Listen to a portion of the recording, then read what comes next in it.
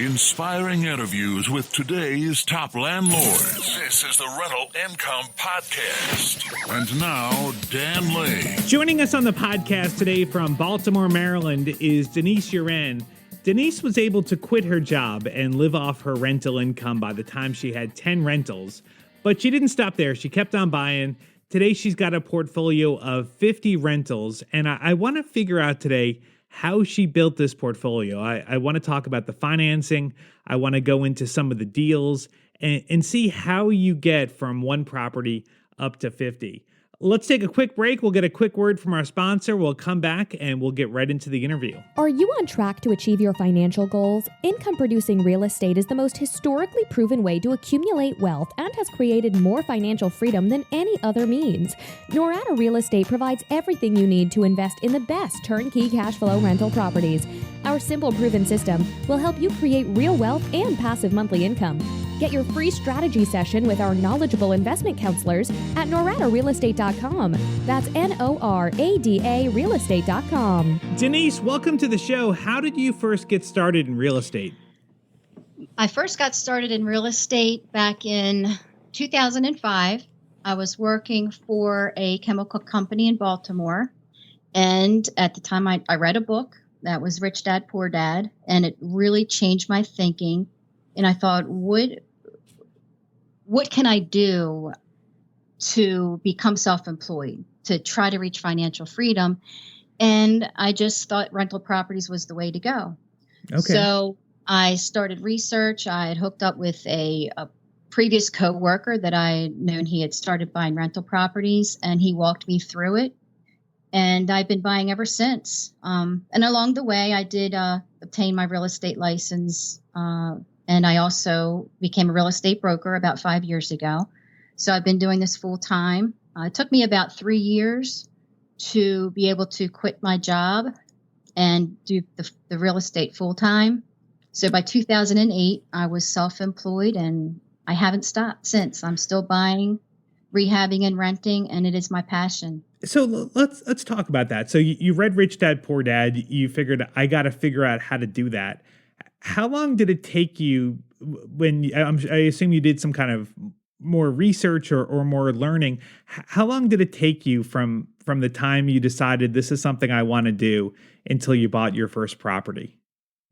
It took me about 8 to 9 months to find my first property, because back in 2005, the market was still such that it was very difficult to find a property that would cash flow where I needed it to be. And at that time, my goal was that I wanted to bring in at least $300 a month positive cash flow after all expenses, mortgage, everything was paid. So it took quite some time. And another challenge that I found was that I could not find a real estate agent that would take the time to work with me. Mm-hmm. Going to Class C neighborhoods, there wasn't a whole lot of commission involved in the deal. So that's the reason why I became a real estate agent, so I could get access to properties myself. So you bought that first property. Tell us about that first deal. Like, how much did it cost and what were you able to rent it out for? This was a turnkey property. It was rented to a Section 8 tenant for $800 a month. And the purchase price was $49,000. I didn't have to make any repairs. It was tenant occupied. And at that time, the positive cash flow, I believe, was around $320 a month. Okay, great. Now, you mentioned it took you 3 years of buying properties before you were able to leave your job. How many properties did that take? How many did you have by that 3-year mark? I can't remember exactly the number of properties, but I remember I set my goal at positive cash flow of around $4,000 a month. Okay. So if you're making $4,000 a month, it may have been around 10 units. Okay. I'm guessing somewhere around that. Now, was it difficult to get financing on these properties? Like, how were you able to get the financing for those 10 properties? That's a great question. When I first started, well, actually, before I bought my first one, I wanted to be prepared to make a cash offer. And in my case, I was able to open a line of credit for my primary residence. my friends and family thought I was absolutely nuts for using the equity in my house. But I had the goal. I saw the vision. And when that deal came up, I was able to write a check for my line of credit and pay cash. Okay. At that time, it wasn't as difficult to refi. I'm thinking I may have been able to refi within 6 months. They may have had some seasoning there I had to meet. And then I don't remember having any issues with the appraisal that came back for that property. Okay. So I was able to get all the money back to pay back my line of credit. And then I had that money available for my next deal. And I just kept purchasing that way. Okay. So you would use your line of credit to buy something. And then once you bought it, you would refi, get your money back, and then just keep on repeating that same process.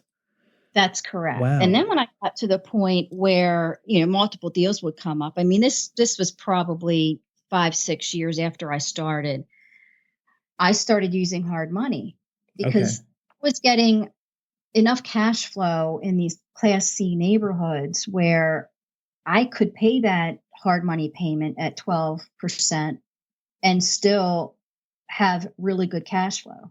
And I want to add that when I started, my goal for cash flow per month was 300. As the years went on, the prices of these homes went down even further. Rents went up, and the cash flow per month cash flow I'm getting now compared to then, some are over $800, $900, $1,000 a month per house. Wow. All right. Let's talk about that. So say for one of your recent deals, what did you pay for the property? Let's see. I believe the last property I purchased and did pretty much a gut renovation was about $9,000. Okay. Wow. That's really cheap. So $9,000. And then how much did the gut renovation cost? Between $55,000 and $60,000. Okay. And that was with all new systems. I do make the properties lead free when I'm doing this type of renovation. Okay. So, that's one of my goals now as well, to have all lead-free properties. Okay. And tell us what that means. So how is a property lead-free? That you've taken out all the walls with the lead-based paint? Yes. Okay. Typically what will happen is the lead inspector will come through and do the XRF test. It's basically an X-ray gun. And most of the areas in your house that contain lead-based paint are the trim. You have your trim, banisters, your stair stringers, treads. So whatever comes out positive, the lead inspector will mark with a Sharpie, and you have to go in and remove and replace. So, it's also legal to encapsulate, but in our, situations, we always remove and replace anything that has lead. Okay. So, all right. So with your latest property, so you're all in for everything with your rehab and your purchase cost somewhere around $65,000. Yes. Okay. And then what would that property rent out for? Anywhere, if it's a 3-bed, 1-bath in Baltimore City in this neighborhood, anywhere from $13 to $13.75. Incredible. Wow. That's really good. So you just kept on doing this. You just kept on buying properties. Now, when you left your job and you went full time into owning and managing your properties, was it harder to get financing? Because a lot of those banks that they want to look at W-2 income, and as soon as you leave your job, it gets tough. Did you have that experience, or was it no big deal? I didn't have an issue with that. I believe that the income that was being generated from the properties helped out. I wasn't going to these larger banks that have to follow the Freddie Mac Fannie Mae guidelines. So I was basically going to like portfolio lenders. Okay. So they would really look at the income that I was generating from the rentals. And keep in mind also, I was a real estate agent, still am, and I was still making some income. From sales. From that business as well. Okay. Now, these neighborhoods that you're buying in, are these dangerous or rough neighborhoods? Any neighborhood in the city. Any city I think can be dangerous. I've never felt threatened. I usually don't visit at night. I don't really visit my properties much anymore, period. But it's not because I'm fearful. It's just I don't have to because I have people that do that for me. Okay. So do you have a property manager? No. Okay, so you're managing it yourself. But if something comes up, if there's a leaky faucet, you'll just send over a handyman to fix it. That's you're correct. not okay. Wow. So what about for showing properties when there's a vacancy? Do you show the properties yourself? Not usually. Okay. I usually have people that do that for me as well. I do use some tenant placement services. Are you familiar with? No, tell us about that. Okay. There are folks out there. All they do is try to find tenants for landlords. And the fee for that the landlord pays is usually equal to 1 month's rent. Okay. So it's well worth it for me. They do everything. They take pictures, they market, they show the properties, they attend inspections because we always have their Section 8 inspections, and they also sign the lease. So they pretty much do everything. Okay. It's a lot of work. And I have no problem paying someone 1 month's rent to take care of the tenant placement. It's totally worth it. Right. Because, I mean, if you have to show the property to 10 applicants, for example, I mean, that's a lot of work to go over there and meet them. And then, so do the tenants know you, or are they talking to other people? If they know me. Okay. Yeah, they know me. Okay. Do they know that you're the owner, or do you? I know a lot of landlords won't tell them they're the owner. They act as if they're a manager or some kind of administrative person. Do you let them know that you're the owner? Yes. Okay. And are the tenants? Sometimes the rap in a C-class neighborhood is that the tenants are difficult to deal with. Is that true? I don't find that necessarily to be 100% true. I think one of the most important factors when finding tenants is do your screening. I have these tenant placement folks that are finding me tenants, but I also know what they're doing. I know that they do property visits, and that's something that a lot of newer landlords don't know you can do, is when we're screening an applicant, if they look at our home and they're interested in renting, then we ask them if it's okay to do a home visit where they currently live. Oh, okay. And so you get an idea of how they keep the house. Right. Okay. And personally, this is what I do that's worked very well for me, is I tell the tenant if we do a home visit and everything checks out great, I can be very flexible in the security deposit, because if I walk into their house and see that they're really taking care of it, I'm pretty sure that when they eventually move out of my home, there's not going to be a ton of damage. Right. And I market mostly to voucher tenants. They don't have a lot of money. If I'm asking for $1,300 a month rent, chances are they're going to have a hard time coming up with the $1,300. Mm-hmm. So I am flexible with security deposits most of the time. So what would a typical deposit be for one of your tenants?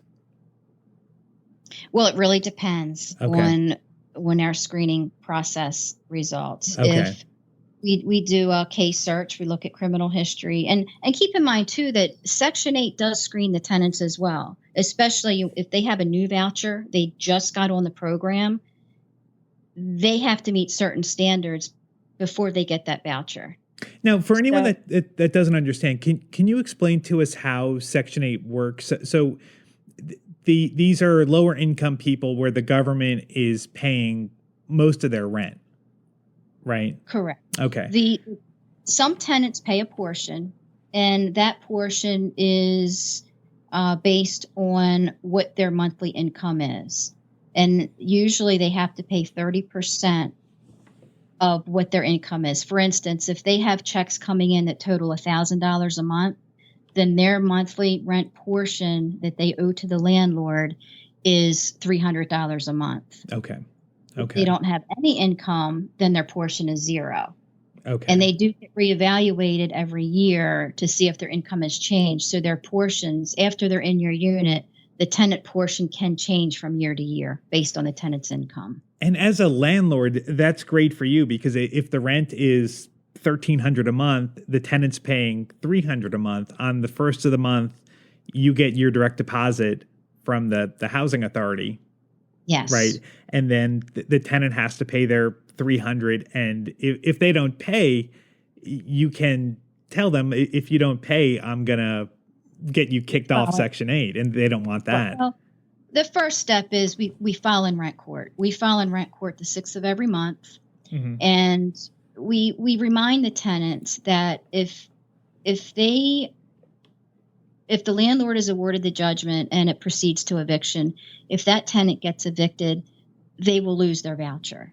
Okay. So it's really up to landlords to enforce their lease and enforce, these rent payments from the tenants. I think a lot of landlords out there, if the tenant portion is 150 or 200 and Section 8's paying the majority, say 1,000, some of the landlords just let those payments slide by. But that money adds up over time. Sure. So yeah. So we enforce everything in our lease. Okay. Now, do you find that these tenants do more damage? I always hear that with a C-class property. They always say that C-class properties, the tenants are hard to deal with, and they do a lot of damage. Is that true, or is it just really dependent on the tenant? It really depends. I have not had major issues with that. And there again, I enforce my lease, and it's in their lease that they have to take care of the unit. And HUD does do, or Section 8 does do, their annual inspections after the tenant's in place. And when they get their annual inspection, if there is damage there that is clearly the tenant's fault, if their children are writing on the walls or their carpet's really dirty, they will get the violation. The tenant will get that violation. So they have to take care of the repair before their reinspection. So sometimes you'll get a Section 8 repair list that's broken down into two parts. Some repairs are the owner's responsibility and others are the tenant's responsibility. Okay. And if they don't do their repairs, they lose their voucher. So again, they have to follow the rules of Section 8 and in their lease. Right.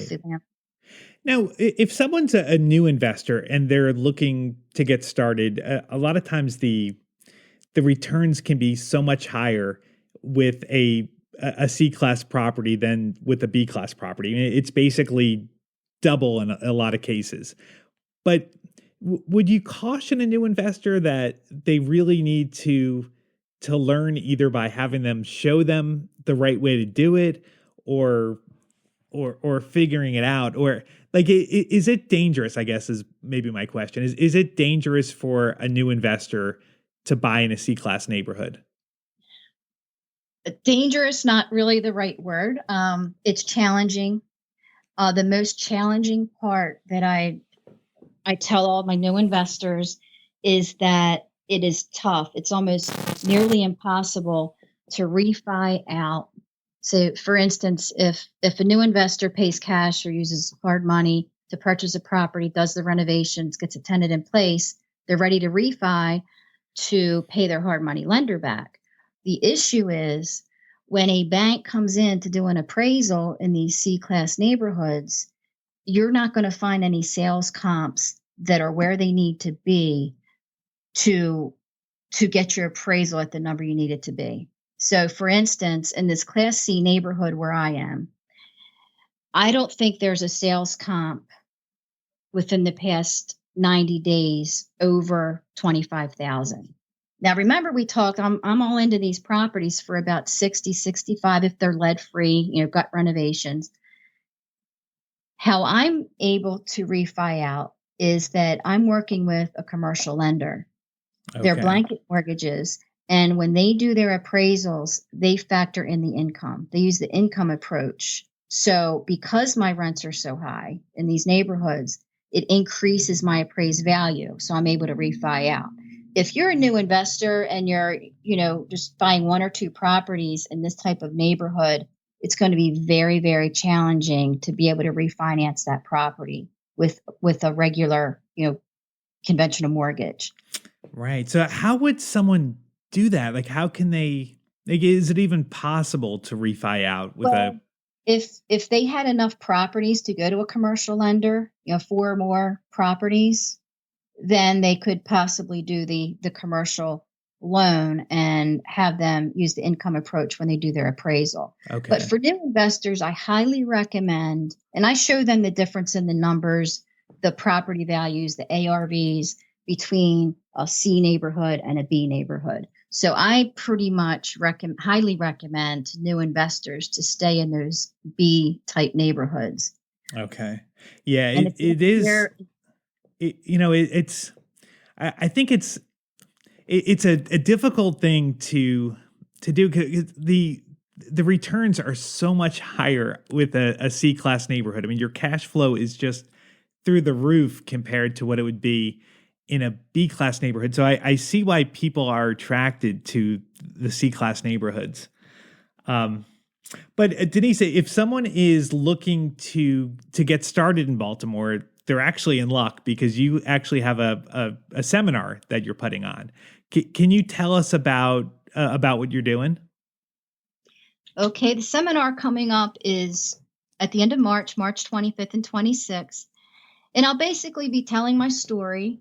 I am going to run through how to evaluate a rental property, looking at the cash flow and your return on investment.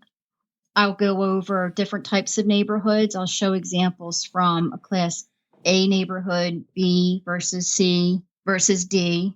D means don't buy there because it's not going to work.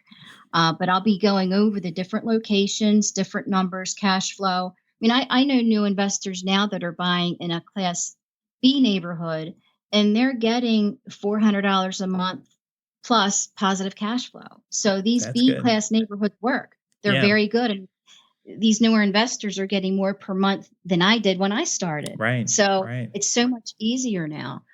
I'll also go over how to invest with other people's money. Most of my deals I've basically purchased with no money out of my pocket, whether I'm using a line of credit or a hard money lender, private lender. I'm refining out, getting all that money back. I'll go over some tips there. Also, I'll be going over how to rehab a rental property. I'll share all the materials I use in my properties. We'll also, on day 2, we'll tour through a few of my properties at different stages of renovation. I can show people a lead-free property versus one that's lead-safe, all the different materials that are used. I share all of my numbers. I have several different examples, before and after pictures of renovations, including all of the numbers for those particular properties.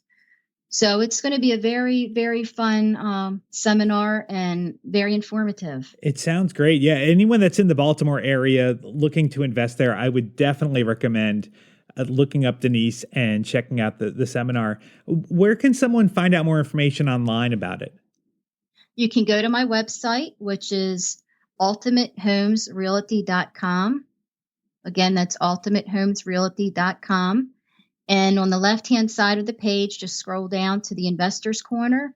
And the first link under that is seminars, and you can find the information there. Okay, great. And you can also find other information for rehabbing properties in Baltimore, links to certain websites. It's a very useful site to go to if you're interested in Baltimore City. And people always complain that they have a hard time finding an investor-friendly agent. Are you accepting new clients if someone's looking to buy in Baltimore? I am not personally, but Okay. I do have a couple of agents in my brokerage, and I refer buyers to them. Okay. So if anyone's looking, contact me again through my website, and I can steer you in the right direction. Great. Well, if you missed the website, I will go ahead and put a link to it on my website. You can find it at rentalincomepodcast.com/episode 97.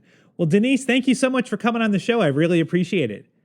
Thank you. Happy investing. Great. And thank you for listening. My name is Dan Lane, and this has been the Rental Income Podcast.